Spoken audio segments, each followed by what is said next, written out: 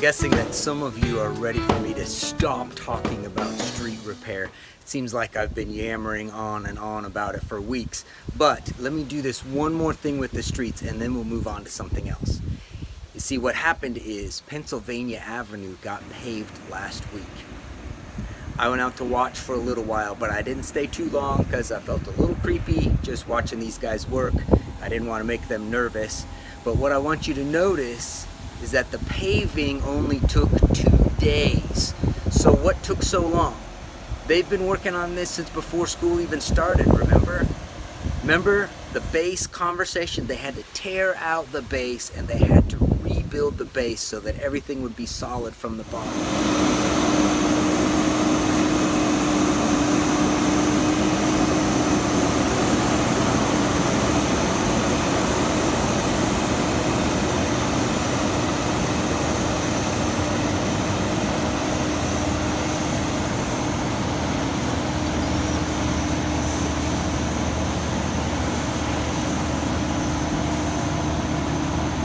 What I've been trying to convince you. Changing the way we think is hard work because it requires rebuilding our base. And last week we finally talked about replacing the big lie that says life is about us, replacing the big lie with the big truth that life is about joining God in His work. And once you get the base settled, then the rest of it is easy, right? Well, I wouldn't say it's easy, but I will say that paving Pennsylvania Avenue, the whole length of the street only took 2 days, even though they spent months on the base. And of course, we need to keep talking about how we're going to be transformed by the renewing of our minds. But instead of talking about street repair, we're going to talk about food instead. So I have at least one fun question that everybody can answer in your groups. Let's do that now, and then I'll come back.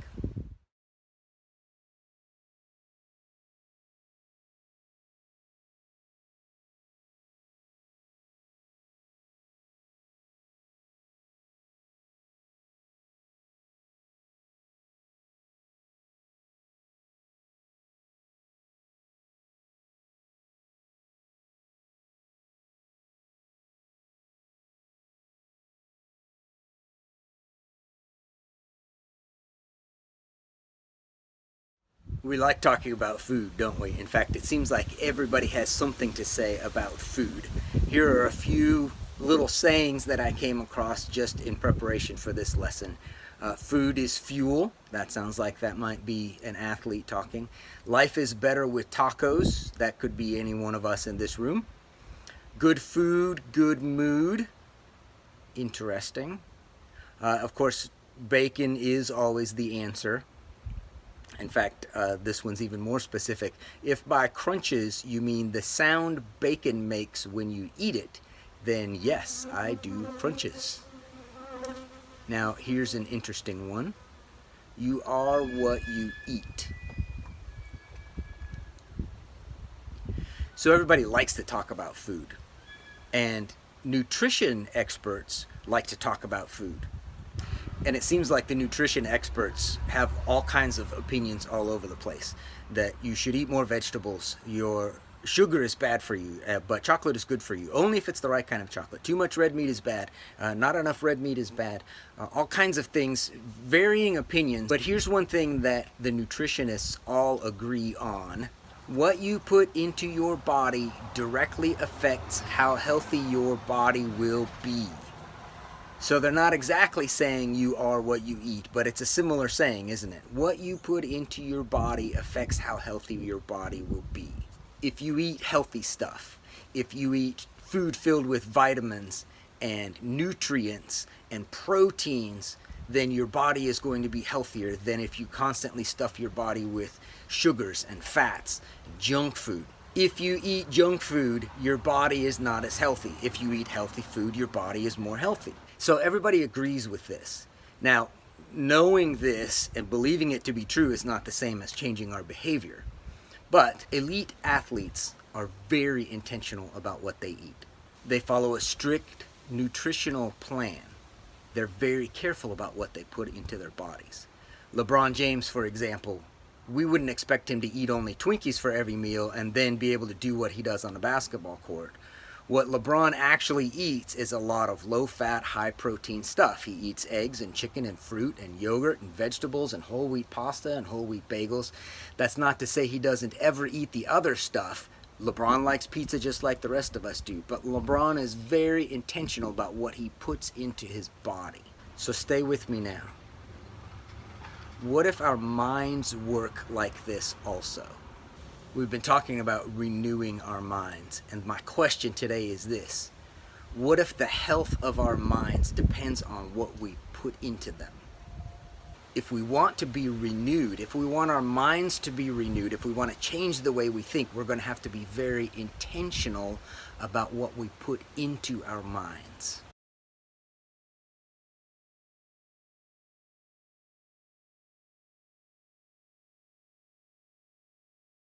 But what kinds of thoughts are healthy for us? Well, that leads us to our verse for today. Found in Philippians chapter 4, it says this: Finally, brothers and sisters, whatever is true, whatever is noble, whatever is right, whatever is pure, whatever is lovely, whatever is admirable, if anything is excellent or praiseworthy, think about such things. Now let's highlight the end of this verse first. It says, think about such things. Evidently, we do have control over what we think. So let's back up now and look at some of these words. Whatever is true, as opposed to what is false or what is lies. Truth is always something healthy to think about. Whatever is noble. Now, nobility is about having high moral principles, about having dignity, about what is a good thing to do. So how about whatever is right? We usually know the difference between right and wrong, don't we? Okay, whatever is pure. A good contrast here would be dirty. Dirty and pure are opposites. We all know what it means when someone has a dirty mind, right? Whatever is lovely. Now this word is about beauty and about finding beauty in the world around us and in the people around us. Whatever is admirable. Admiration is about being inspired by someone who has great character. I admire this person for some reason. Whatever is admirable. And then these two words at the end, excellent and praiseworthy, just really seems to be anything you can truly point at and say, that's good stuff right there. Excellent and praiseworthy. So I want you to stop for a minute and just think about this. How much healthier would our minds be if these were the things that we thought about? What if everything that came through your mind was true and noble and right and admirable and pure? Well, we'd have a much different outlook on life, wouldn't we? And our minds would be much healthier. We would be healthier. Now, obviously, we don't have complete control over what goes into our minds, but for the most part, we really do have control over this. Let's make this really practical. Let's use a real practical example here. Let's talk about music for a minute. Do you have control over the music you listen to? Well, I'm not talking about the music that's playing in the background at the supermarket. I'm talking about playlists. I'm talking about who puts your playlists together. When you put the headphones on, when you put the earbuds in, who's controlling the music you listen to? Well, that's you, right?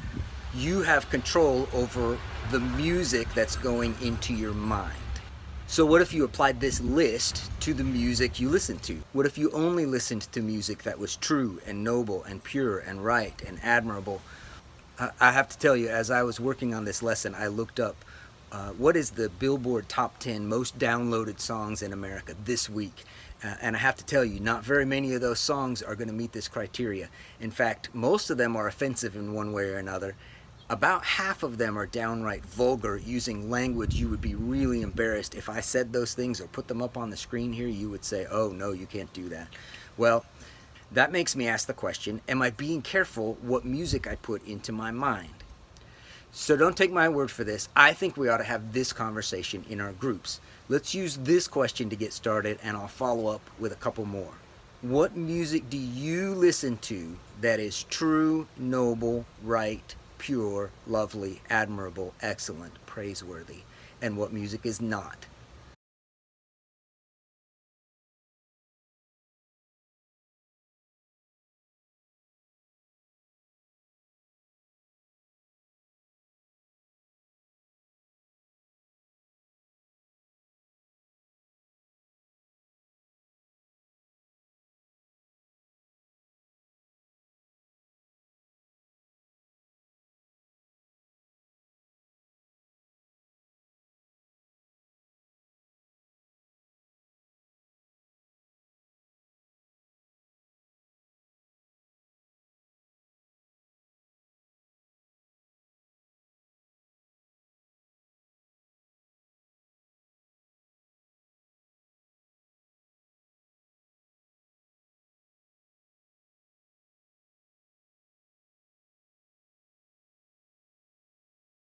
So what do we do with all this? Am I just picking on you and telling you what to do and what not to do, what to listen to, what to watch? Well, here's what I really think. If we're going to change the way we think, we have to take responsibility for what we put into our minds. That's our start doing thing right now. Start taking responsibility for what you put into your mind. Now, we make a lot of excuses for ourselves here. We think that maybe others are to blame for what's in our mind, when in reality, we need to take ownership. We're the guardians of what goes into our mind, of the things that we keep there, the things we hang on to, the things we actually think about. Start taking responsibility for your own mind and your own thoughts. Just like LeBron is making his own choices about what food he's going to eat, you and I can make our own choices about what we're going to feed our mind. So here's the next start doing thing. Start eliminating the junk.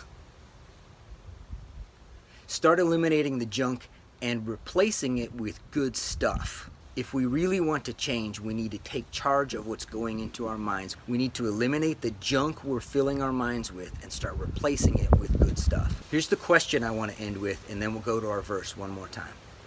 What if we as Christians approached our minds the same way LeBron approaches what he eats?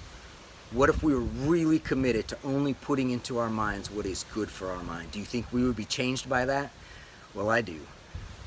Let's read our verse one more time together. Finally, brothers and sisters, whatever is true, whatever is noble, whatever is right, whatever is pure, whatever is lovely, whatever is admirable, if anything is excellent or praiseworthy, think about such things.